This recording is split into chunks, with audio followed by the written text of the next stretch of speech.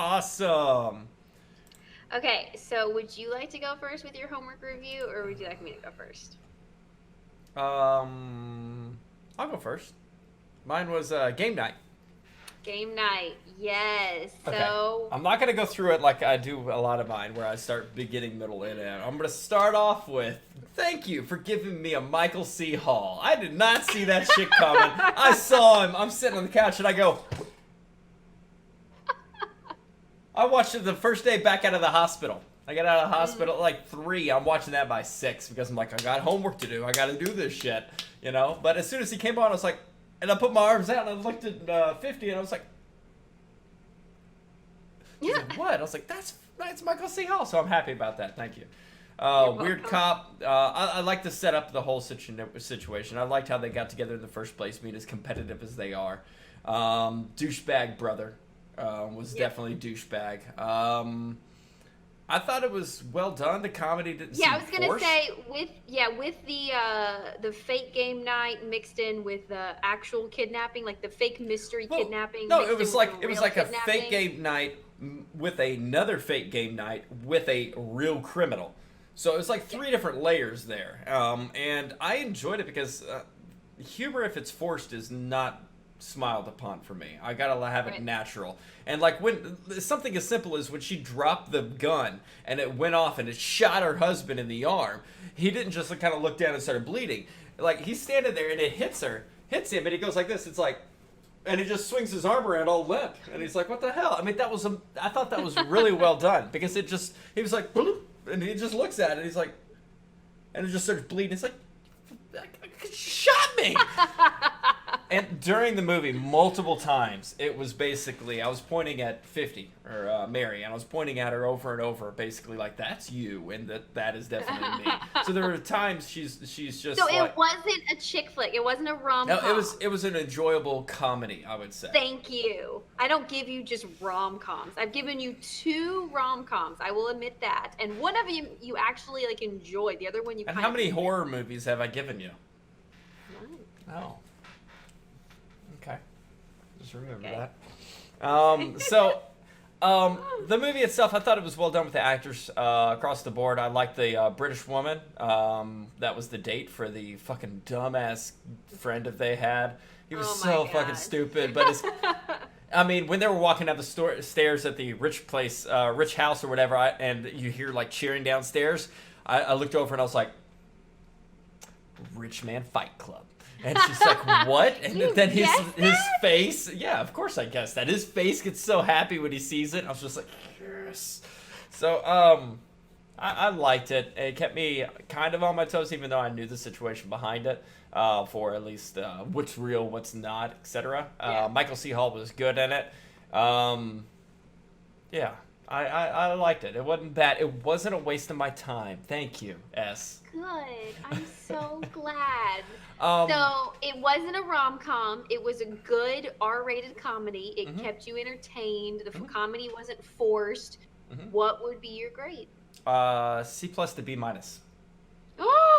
Oh my God! Did you just say B minus? I said to a B minus C to plus it. to B minus? Okay, Oh my I'll say C plus to B minus. It was enjoyable. The comedy was good. A lot you could see it, some things coming, but it wasn't an extensive amount. There was definitely some awkward moments, but they God! were made to be awkward. Oh yeah. It did its job very well. And by the way, thank you for giving me a movie that's only been out a year because I had to fucking subscribe to Cinemax to get this one. So stop making me sign up for shit. It's becoming expensive. Pick older fucking movies. I just go on my phone to Google Play and I just pick a movie and Stop then it. it's like $3.99 to rent No, it. there was. Show me where it's $3.99. Show I me don't know. exactly. Every place I looked was $14.99 to buy. There was no rent. I've got Amazon Prime. I've got It's been a year and a half. It came out early 2018. yeah. I'm aware. 2018.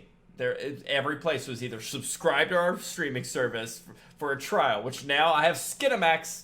So look out now. Yeah, Or make sure you cancel those trials too so they don't charge you for next month. go ahead. Your turn. We're switching this up. Okay. I'm All done. right, I'm very happy. C C minus plus. to C plus. C plus to B minus. No, I'll I'm just say C very plus because excited. you made me sub to something. Go ahead. But no, I'm glad you liked it. Okay, so I had the Raid, which by the way, when I was searching it, it came up the Raid Redemption, and I'm like, is this the right one? And I was like, this is the picture from like the building and everything. And then I was reading it and I watched the trailer for the Raid Redemption, and it's the same thing as the Raid and the Raid Redemption. So it's the same thing. Okay. So I don't know if they just added in the redemption later on, because Maybe it I was know the Raid was a release overseas and Redemption when it was actually set to be able to come over this way. Because there is a part 2. There is a Raid Yes. 2 as well. Yes. And okay. So I just watched this today because I'm Good. always late with my homework. You were right. It was very, very, very graphic. But I enjoyed all of the fighting. So in the beginning, you meet the guy who's like pregnant wife and everything, and you're like, oh my god, I hope you live. Please live. And then you get in the truck and you have the lieutenant and all these guys going to take up this huge building. And so far, they're kind of stealth going in a couple floors. And then a kid spots them and basically gets travels, and it finds out that the building finds out, the criminals find out that they're there. Yeah. And it just went off. And It fucking floats after that. Yeah. It was insane. Like, I knew when he said in the truck when they were pulling up, he's like, I don't want to see an empty seat in here on the way back. And I was like, are you kidding me? All of those seats are going to be empty. And yeah, they just started getting dominated. And so, what was his name? I was just calling him Baby Daddy through the whole thing. I didn't even mind the subtitles, by the way. Didn't even mind the subtitles. Good. Yeah, because that's how I knew. I knew the lieutenant. So you had the sergeant was the old guy. Which, by the way, there's a reason. Okay. Yeah, I'm backing off. Go ahead. Sergeant was the old guy, and then you had the lieutenant, and then you had Baby Daddy. And those were the 3 main guys going in for here. And Baby Daddy, when he first started like fighting hand to hand, holy crap, he was good. I know he was the rookie. So after we realized that he was the rookie, I was like, okay, let's call him Rookie and not Baby Daddy anymore. Yeah. But he was amazing. This choreography must have taken so long to put together. It's beautiful though, isn't it? It's so beautiful, like every single fight scene. And you'll have to look it up, by the way, but I don't remember if it was the lieutenant or the rookie, but he's just been cast in the G.I. Joe spin-off series Snake Eyes. Okay. So one of them I know you said didn't get the credit he deserved, and I'm really hoping it's the rookie, because he was... No, the guy I was saying that wasn't getting the credit he deserves was part of the bad guy force, and I believe he's either the bad guy force Mad in 1 Dog. or 2. Yes. Mad Dog. Okay, so they go in there, so like, watch out for Mad Dog, and then watch out for the smart one, like the brains of the operation, the 2 left and right hand guys, the main guy. And you realize right away that the brains of his operation knows the rookie, Baby Daddy. He knows him, and you're like, how does he know him? I bet he's his brother. He's related. It's got to be his brother. And they end up meeting, and he's like, what the hell are you doing here? He's like, I came to get you. You're going to be an uncle. You need to get out. And he's like, I'm not going anywhere. This is where I belong. But he's like, you need to get out. And so most of the team is dead. There's only a couple people left at this point, because this has like a bunch of floors, and the main guy's on like right in the middle. He's on like 15th or something. They only made it up to like 6th before they got caught, and things exploded and things went insane. Yeah. So they get split up. You have the rookie with this other guy that's really injured, and they're going to hide. So I like how they end up hiding in this one area, and the guy's like sticking his sword through the wall because there's a secret passage or whatever. Not even a secret passage, just a hiding hole. And it slides in, and it slides across his face, and he's literally bleeding on the sword. But before he takes the sword out, because the guy gets distracted on the other side, he like has to bring his hands up and wipe his hand across the blade as it's being pulled out to get the blood off of it. I'm like, oh my god. And then you have the lieutenant, the sergeant, and one other dude that are over here on a different floor, trying not to get captured. And you find out basically the lieutenant, because the lieutenant was like, Sergeant, call for backup. We need backup. And he was like, there is no backup. And so this wasn't sanctioned. The sergeant just did this on his own. And you're like, you know, like, something's fucked up. Like, something's not right. Sergeant is going in here for personal reasons. Why is he here? And you don't really understand it until later when Lieutenant's like, somebody hired you to do this, didn't they? And they still don't bring a lot of light to it. But you know the lieutenant or the sergeant is just bad. So Mad Dog, which is the right hand man to the bad guy, and finally gets up to Lieutenant Sergeant and this other dude. And the sergeant just runs, and the lieutenant's like, go protect him. So the other guy goes off to protect him, and so you have the lieutenant and Mad Dog fighting. And Lieutenant's the guy that you've been following for over half the movie, and you're thinking it's gonna be an awesome fight. It was a good fight, but then he just freaking destroys the lieutenant, and you're like, I knew only one guy, like, out of my guys. I was like, either it's Baby Daddy or it's the lieutenant, and I was like, it's gonna be Baby Daddy getting out, because I knew lieutenant, like, you couldn't have too many of them survive that type of raid. Okay. So he just snaps his neck, and he's dragging his body up to the boss guy, and at this point, the rookie Baby Daddy has already had the conversation with his brother, and he's coming out of the room, and he sees that his lieutenant is dead and is being dragged up to the top, to the 15th floor or whatever, and he realizes Sergeant, like, he gets back in touch with Sergeant, and he's like, Sergeant, we got to get to the bad guy. We'll use him to get out of here. But they get separated again because there's cameras everywhere. Yeah. So bad guy finds out that brains of his operation is connected with this, and like stabs him in the hand and makes him watch the video of like, see, I knew, cameras don't lie. And then he puts him in this like giant, like, not freezer, but it's like just a closed off room, no windows, and Mad Dog is just like beating the shit out of him.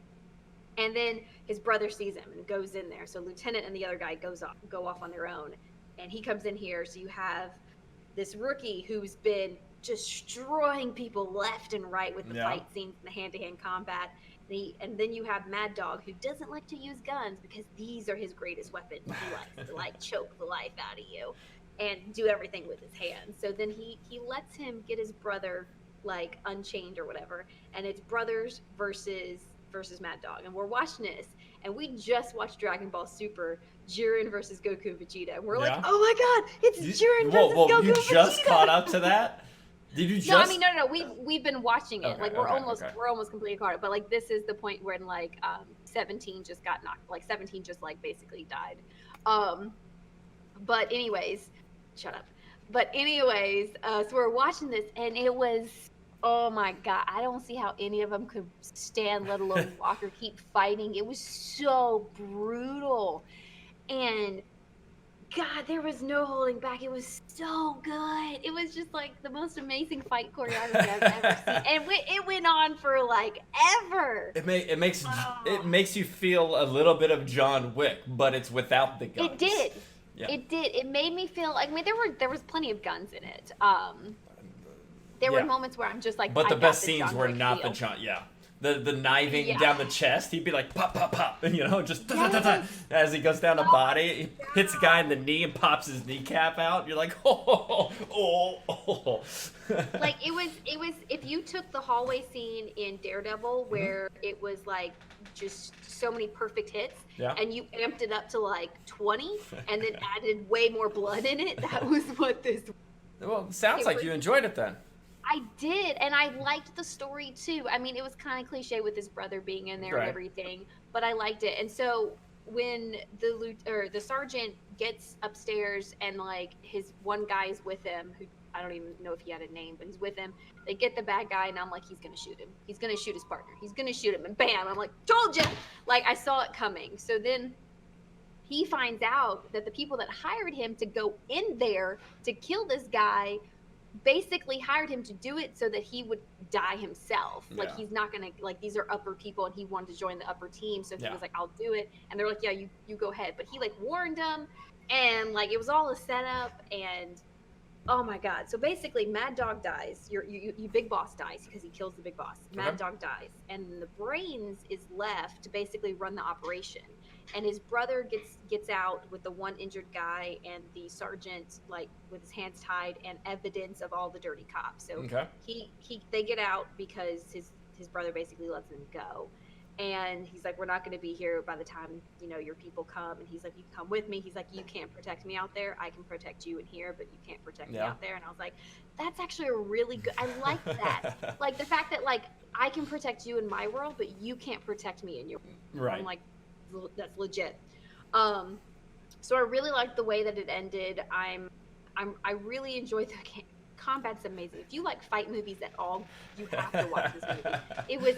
I was really hoping you enjoy good. it. That if you enjoy fighting, this movie's made for it. Yeah, the fighting was impressive. It was really, really good. I did enjoy the fighting. I think there was only like one part that I had to look away, and it was something, I can't remember what it was, but it was something like so gruesome that I'm just like, oh, I can't watch that. It was just like too much. It felt choreographed, but it felt real too. Like when he's crawling down the hall and the guy tries to stab him and he leans over and just stabs him a few times and then continues to crawl, you know, because he's all jacked up.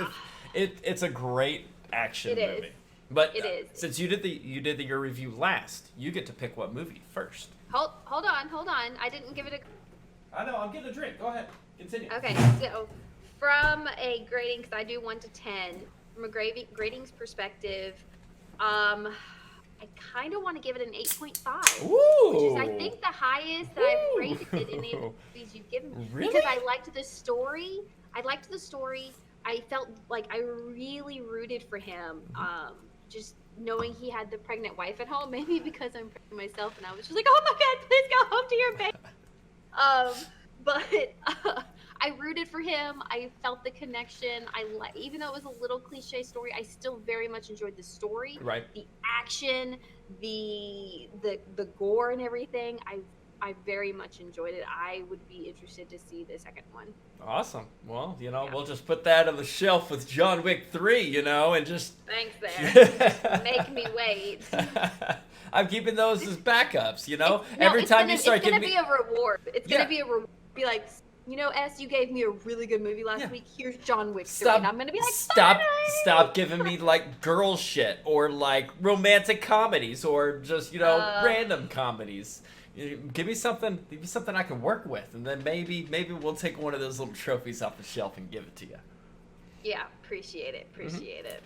All right, so I had the raid, and I gave it Raid Redemption, however you call it, and I gave it an 8.5, and you had Game Night and gave it a C+. C+, even though you said C+ to B-. Yeah. But depending on who I'm watching it with. I was watching it with my lady, so it was definitely a B-. Alone, it would be a C+. That sound more accurate? It's more fun when somebody's with you. Sure. So you'd be like, oh,